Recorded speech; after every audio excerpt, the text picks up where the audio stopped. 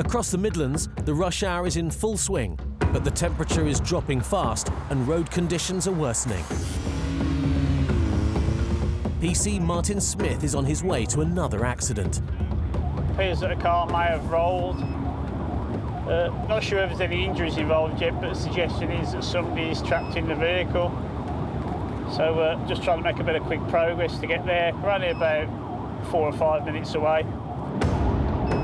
Emergency crews have already arrived and are working hard to beat the failing light and freezing conditions. It was really, really bitter cold, so it was not a good night to be out there on the road at all. Incredibly, the driver has been able to free himself from the wreckage. A good thing too, because this Toyota isn't an ordinary motor. You could just see by looking at the car, it was an out-and-out thoroughbred racing car. Not the sort of thing you'd want to take your family out for a day out in. Strictly something for use off-road. Because it's been modified for racing, the emergency services have been checking for unexpected hazards. Battery's isolated. Yeah. There's no nitros in there, which we had reason to suspect early on. Got nitro fuel so far? Yeah. Put a NOS in there, which is nice. Now that the scene is safe, PC Smith's priority is the driver of the crashed car. What's the nature of the injuries of the guy in there? He self-extricated out of the car. He's got a little bit some lower back pain. Yeah. They're probably going to collar him and board him anyway for precaution. Yeah, he's collared already, I've seen that, yeah. Got himself out of the car. Comp was mental when we got here. Query knocked out for 30 seconds towards a minute. So the guy that arrived about 5 or 6 minutes after. Brilliant, no problems, and we're not talking life-threatening, are we? Not at all, Bill. We're only talking a minor injury. He's got a bit of lower back pain at the minute, but as precaution, he's been put on the ambulance, boarded and collared, just to protect against any further damage to spine if there is any. It's been a remarkable escape, but it was an accident of the driver's own making, according to those who saw what happened.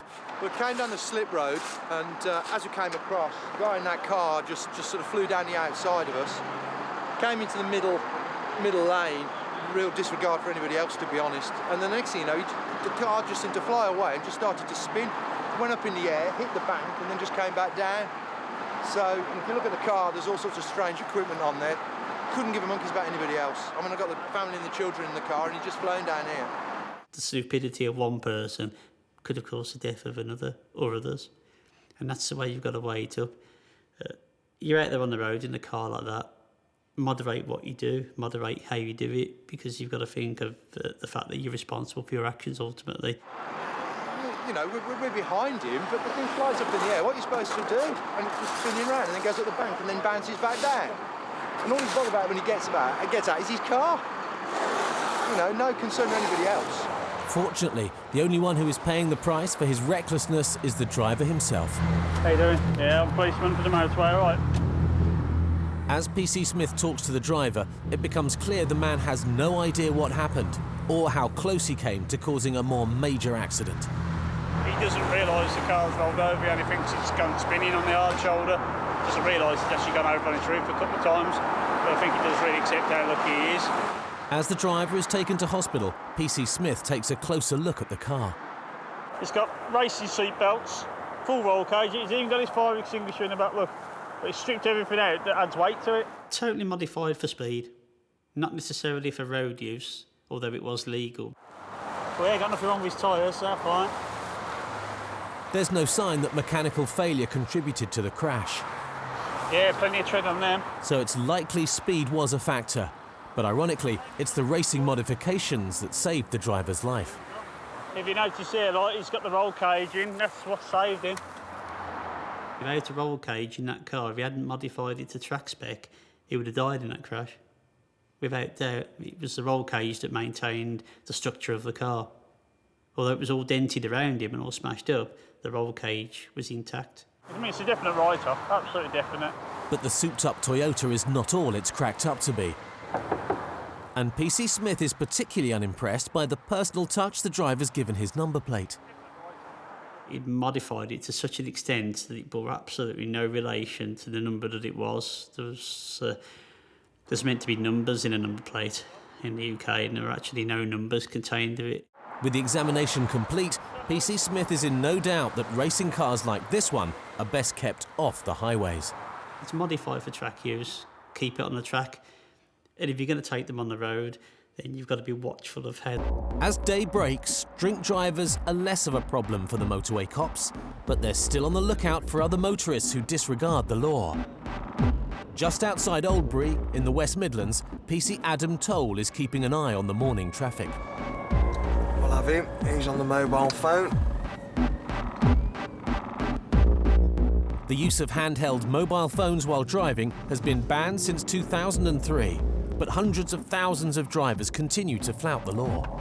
Pull into this lay-by for me, please, sir. Thank you. After you. It's amazing how many people you stop and the wide variety of excuses or the reasons behind why they're using the phone. The only real answer is that you shouldn't be using your phone, full stop. Do you want to step out of your vehicle, sir? As soon as it's moving or the handbrake's off and you're in gear, you're in control of that vehicle, and that is a big no-no. I think you know why I'm stopping you. Yeah, the look of, as you put the phone down, says it all, doesn't it, really? Well, no, it just rang and I just answered it and told him I was going to ring him back. Yeah. I was in the process of trying to program it into the car. I've just picked the car up. Right. Is it manual or automatic? It's an auto, mate. Auto, yeah. Right. OK. Come and grab yourself a seat. I am a professional driver. So. Okie dokie. Thank you.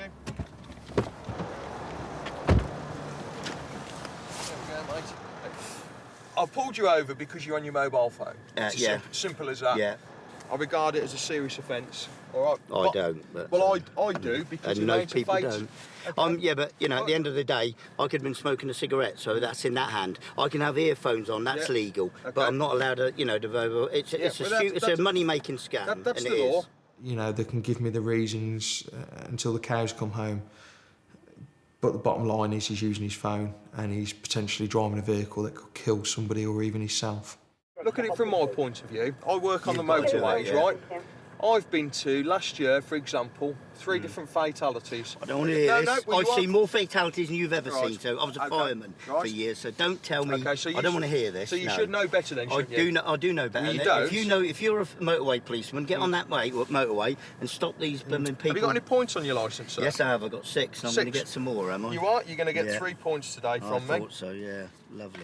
You're the typical person that's not going to listen to anything I'm going to say today, No, because I've heard it all before. Right. I don't like all this bullshit. If I see you get on your phone, or somebody else does, that's your licence gone, isn't it?